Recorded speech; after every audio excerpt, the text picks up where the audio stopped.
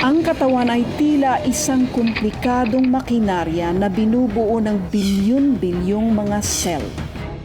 Ang mga nabuong organ cells ay tinatawag na specialized cells na may partikular na istruktura at tungkulin.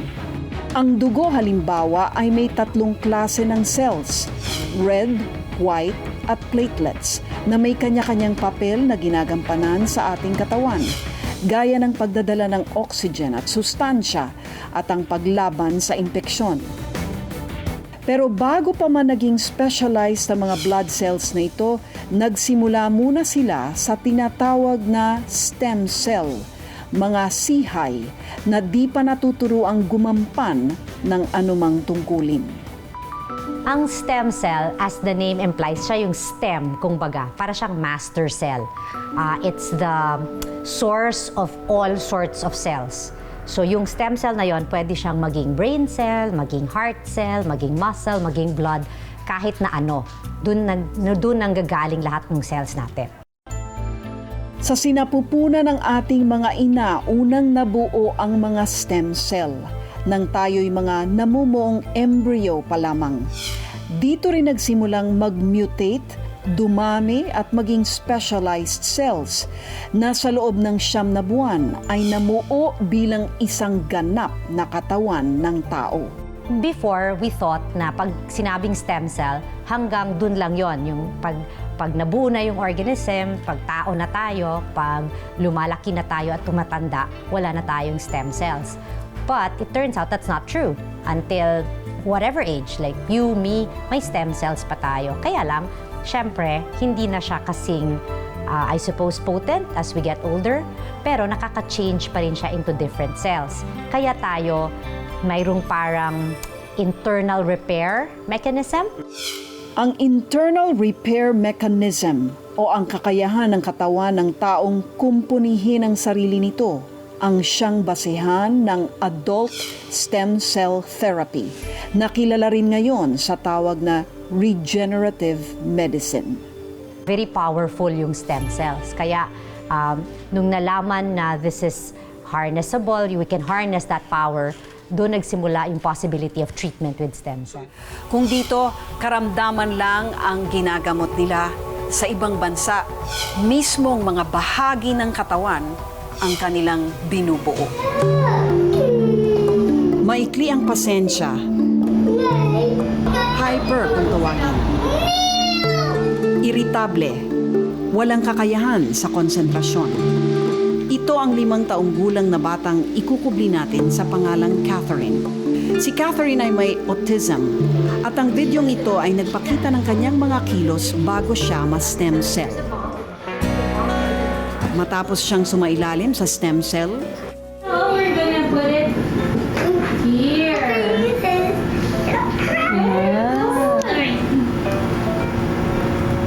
job.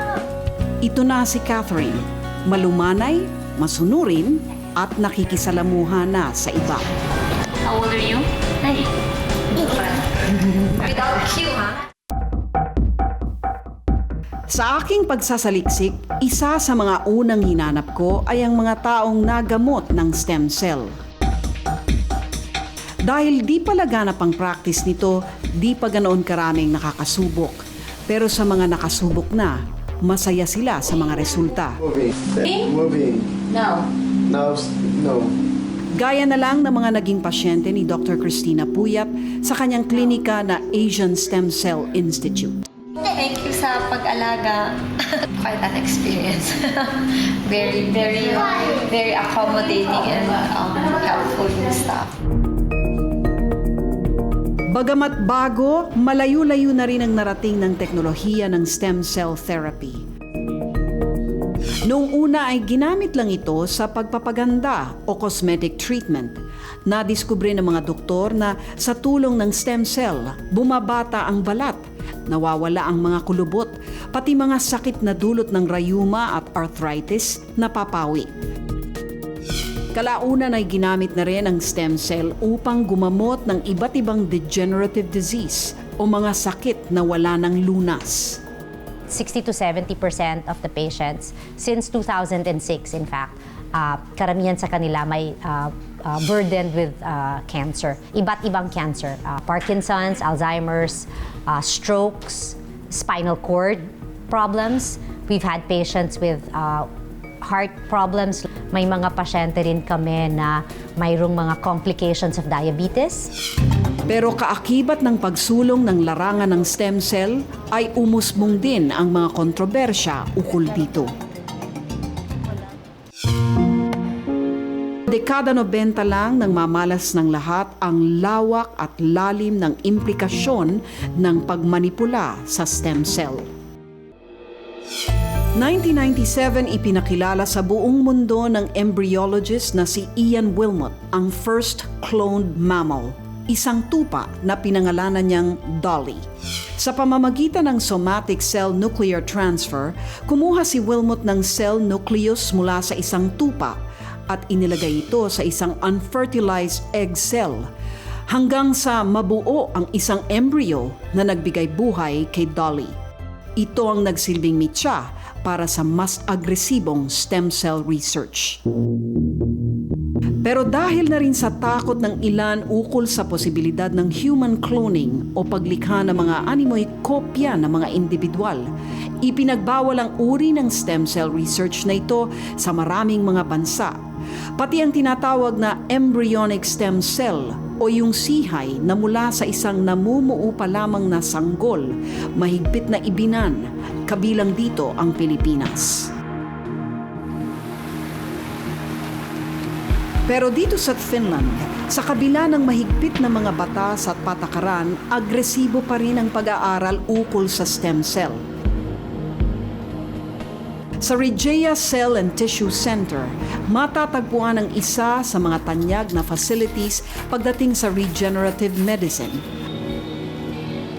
Ayon kay Dr. Juha Oman, malaking tulong sa kanilang pananaliksik at panggagamot ang embryonic stem cell sa kabila ng isyong etikal ukol dito. Laws for that. We can use with the exception of ethics committee and the legislature, we can use human embryos that are aborted. Otherwise, it's going to the waste. But if you can cure a human with those cells, so then I think it's right. Isa na marahil sa pinakamakabagong paraan ng paggamit ng stem cell ang kanilang isinasagawa, kung saan minamanipula nila ang mga stem cell upang maging bone tissue. Sa isang operasyon, tagumpay nilang napalitan ng bagong buto ang nasirang bahagi ng bungo ng isang pasyente. Now we have better growth factors and better techniques. Well, of course, that had been done in experimental animals first. But quite fast we got it to the human because it's outside the brain and there is the dura, that protects the brain. So we thought that might be a good idea.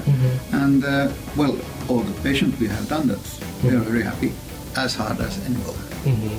And in a half a year, it's already carries the pressure. Kung may ganitong kakayahan ng stem cell, naniniwala ang mga scientists na may potensyal din itong bumuo ng mga naputol na bahagi ng katawan ng tao gaya ng braso o binti. Ayon sa biologist na si David Gardiner ng University of California, hindi ito imposible kung pagbabasihan ng isang kakaibang klase ng hayop. Ang Mexican axolotl, isang klase ng salamander na matatagpuan sa Mexico. What are the similarities between the Mexican salamander and a human embryo in terms of the cells or the regenerative cells? The reason we study salamanders is their genetics is, as best we can tell, very much the same as human genetics. Regeneration uses the same mechanisms that we used as embryos to make limbs. And in fact, all the evidence suggests that embryos, including human embryos and mammalian embryos, can regenerate back at that stage when the limb is first being made.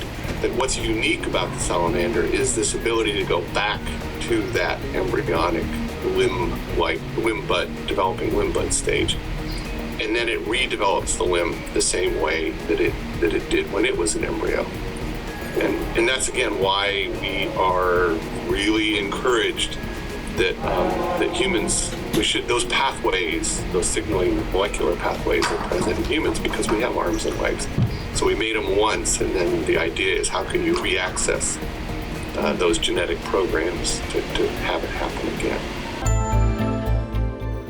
Ang mga pag-aaral na ito na dati ay nababasa lamang sa science fiction ay patunay lamang na malayo na ang nararating ng siyensya ng medisina.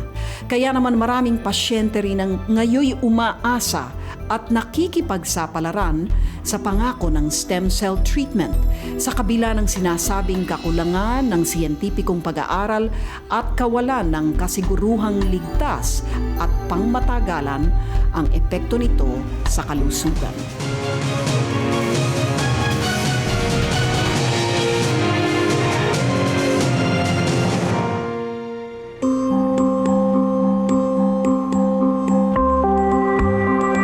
Sa Medical City, isinagawa ang mga unang stem cell therapy sa Pilipinas simula noong 2006. Sa prosesong ito, kinukuha ang stem cell mula mismo sa pasyente sa kanyang bone marrow na siyang pawang factory ng dugo ng ating katawan. Pinararami at pinalalakas ang mga ito at saka ini-inject muli sa kanyang katawan kung saan kusang kakapit ang mga pinalakas na stem cell sa mga bahaging napinsala o may sakit. There are different sources of stem cells. Currently, what we know in terms of like the science behind it, yung mga patients that they treat, and this is worldwide, ang magagandang source of stem cells would be the bone marrow, umbilical cord, the peripheral blood, pwede rin sa ibang parts of your organ. May mga stem cells in fat, in your liver, in your muscle, etc. Pero ang pinakamaganda so far is the stem cells from the bone marrow at saka sa umbilical cord. Subalit ang bilang ng naha-harvest na stem cell ay lumiliit habang tumatanda ang katawan ng isang tao.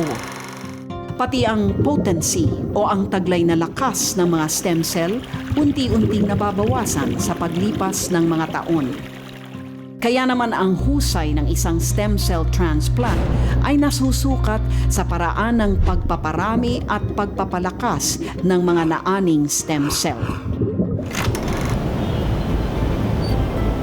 Isa sa mga nangunguna sa practice na ito ang Cellular Therapeutics Laboratory ng Makati Medical Center. Referring to the threshold limit of the oxygen. Dito sa laboratoryong ito, 100 particles lang per square foot meron.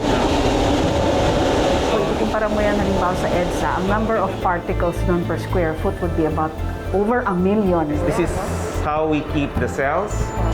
Dahil batid nilang sihay ng buhay ang kanilang hinahawakan sa pag-aani ng mga stem cell ng kanilang mga pasyente, lubhang napakataas ng antas ng kalinisan at kaligtasan ang kanilang sinusunod upang maiwasan ang anumang kontaminasyon.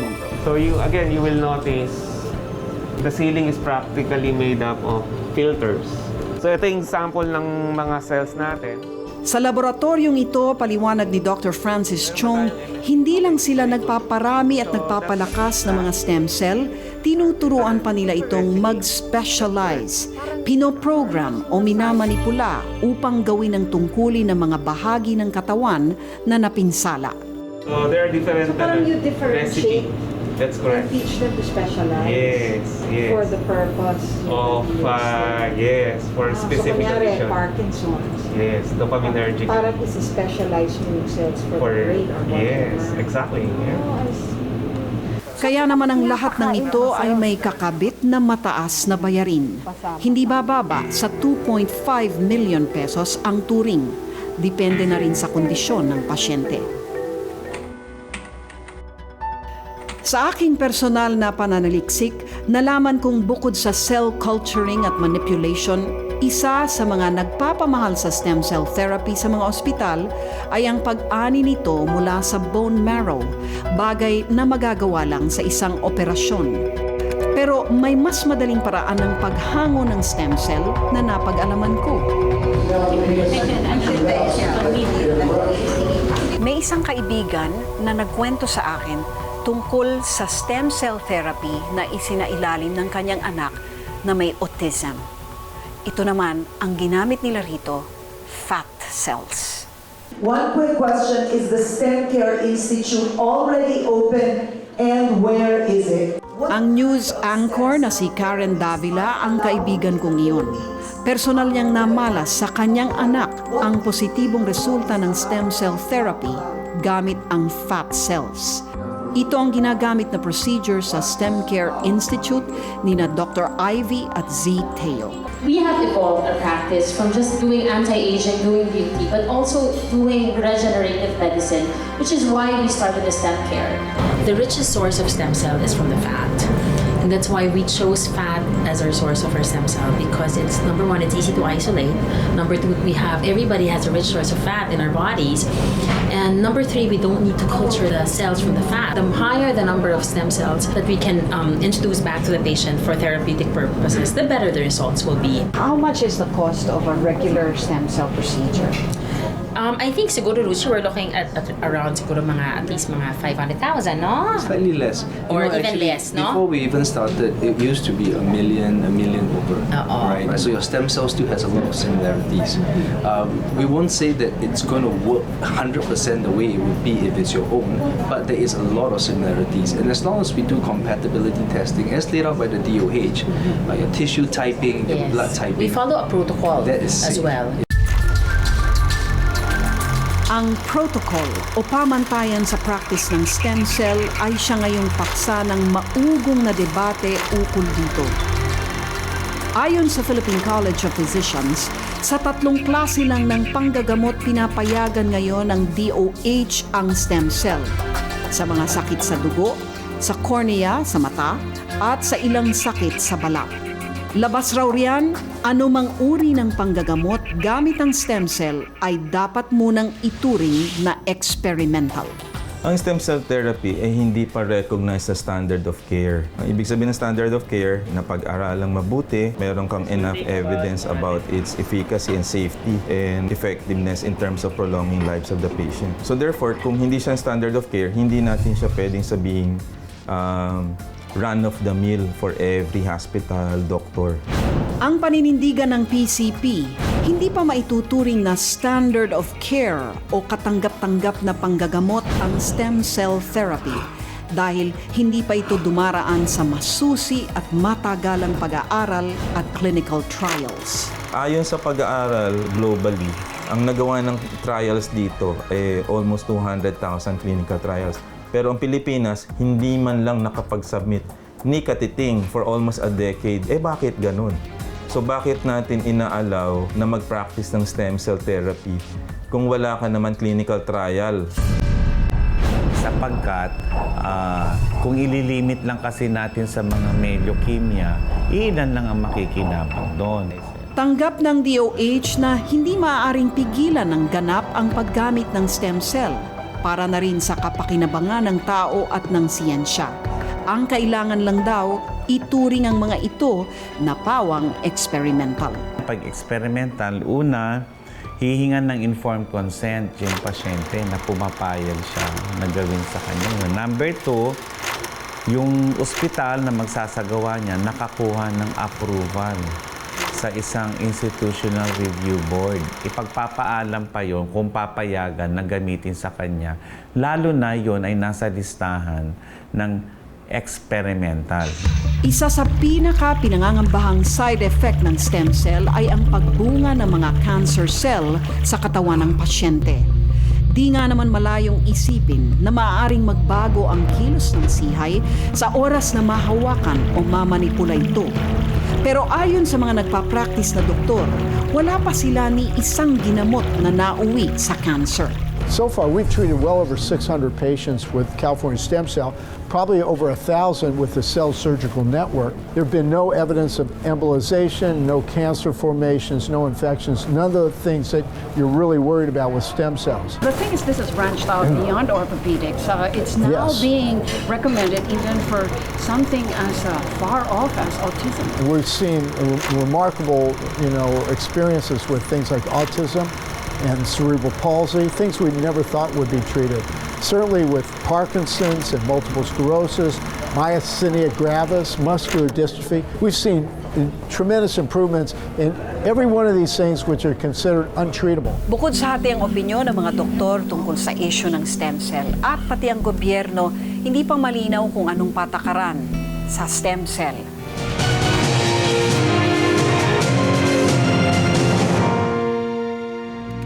Ang unang hakbang sa gagawing stem cell transplant ay ang lipoaspiration. Kukunan ng 1 hanggang 200 cc o cubic centimeters o halos 7 kutsarang taba mula sa kanyang balakang.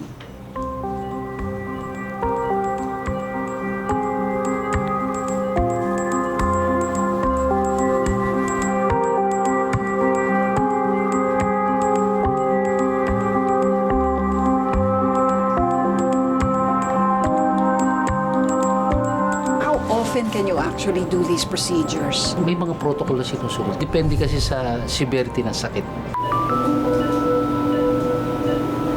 Pagkaraan ng halos kalahating oras, nakuha na ang kinakailangang dami ng taba. This is the fat, the yellowish one. Ito yung blood and water. Okay. So we will separate now the fat, then we'll inject it to the machine. Automatically, lalabas yung system.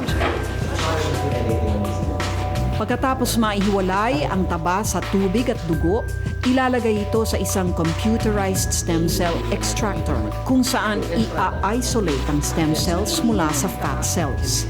Sa 100 cc ng taba, maaari daw makapag-harvest ng humigit kumulang 100 milyong stem cells. Pero mabilis mamatay ang mga stem cells sa labas ng katawan, kaya dapat agad-agad din itong naibabalik sa loob.